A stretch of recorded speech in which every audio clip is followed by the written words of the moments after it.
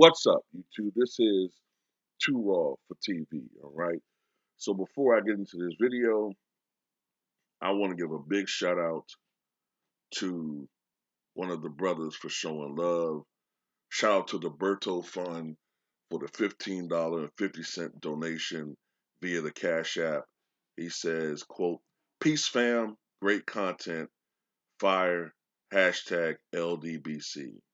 In this case, the Lions Den basketball community. So peace and much love to Berto, big time NBA fan, historian, can break down a player's game, his profile to the nucleus. Um, great memory. Tells great different stories and tales of instances where he has seen uh, you know players be great, and always a great sub to have on your platform, man. So much respect to Berto for showing love once again. And to anybody who want to show love, you could do so in the links in the description box below via the PayPal or the Cash App or in the pinned comment in the comment section below. Now, I want to talk about now former NFL head coach Brian Flores, all right, who was recently fired by the Miami Dolphins and has come out with a lawsuit uh, charging racial discrimination against, I believe, both the Miami Dolphins and the NFL.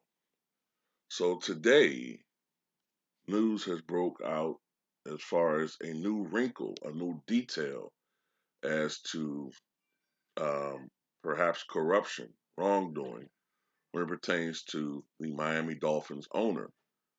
So the day after announcing his lawsuit against the NFL, the New York Giants, Miami Dolphins, and Denver Broncos, Brian Flores elaborated on his allegations of racial discrimination and unethical practices, specifically pertaining to his time with the Dolphins.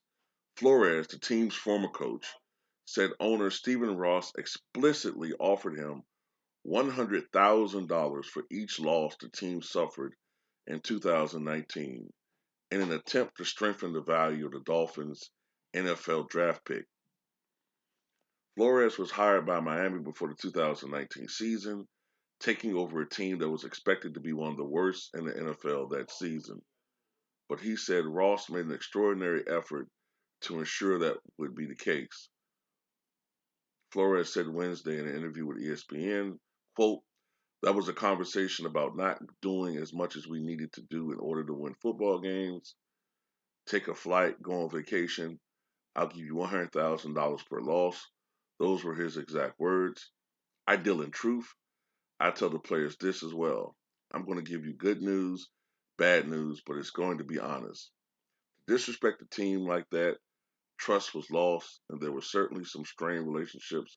And ultimately, I think that was my demise in Miami." The Dolphins fired Flores on January 10th after 3 seasons with the team, including consecutive winning seasons in 2020 and 2021. Ross claimed the decision was made because of issues with the, quote, "collaboration," unquote, within the organization. But Flores alleges his firing stemmed from his refusal to tank back in 2019.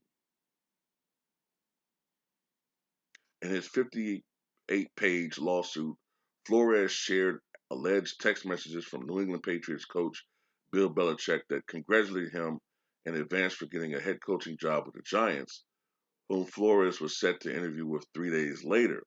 However, Flores determined Belichick's messages were meant for Brian Duhall, who the team hired the day after interviewing Flores. Flores said of his reaction to Belichick's messages, "Disbelief, humiliation, that was a tough pill to swallow. I have a great amount of respect for Bill and Brian DeBall. I was upset that I wasn't getting a true opportunity to show what I can bring to a team." And, do I believe Brian Flores? Yes, I do. I believe him 100%. When you look at the fact that the Rooney Rule was implemented 20 years ago, and at the time there was three black head coaches, and if anything, we've seen regression. There's only one black head coach, that is Mike Tomlin of the Pittsburgh Steelers, and even he has been under the fire lately, last couple of years, about whether or not it was time for him to go. When you never saw that with his predecessor Chuck Noll or Bill Cowher, you know. And at the end of the day, we know what time it is, man. And as a consequence, I have to admit, man, I had considered maybe watching the NFL again, man. And some of these games have been enjoyable. The product itself is very enjoyable. But me personally, I cannot, in good faith, watch these games and see what the league is about. Basically the league outside of the field, outside of the players, practices, racial segregation. Okay, it's a good old boys club, and certain people are not allowed. The fact that that the owner offered him $100,000, right, which means that he wanted him to purposely lose games, which probably would have led to, yes, them getting a better draft pick, but that would have led to Flores being fired.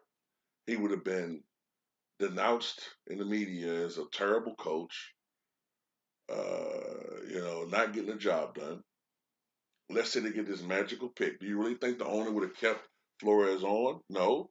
He would have fired his ass and hired, like you guessed it, a white and knight shining armor coach who got all the fucking credit. We've just seen this game play before. We've seen this story before. And, we've heard rumors that a lot of times these organizations have no intention of hiring a black coach. And we're not saying you're supposed to automatically hire a black coach. What we're saying is just give the guy an opportunity. You're not even giving black or minority coaches the opportunity. You're already predetermined that you're going to hire a white coach. We just go through the motions. And this is something a lot of us can relate to when it comes to job search. A lot of times, you get an interview, but you know good and goddamn well that you're not going to get that damn job. You can just tell from the body language and the language used from the person who's the hiring manager. So at the end of the day, man, it is what it is. I I hope Brian Flores wins this thing. It's gonna be a lot of people out to make him look like a bad person. It's just gonna come. But at the end of the day, we know what time it is.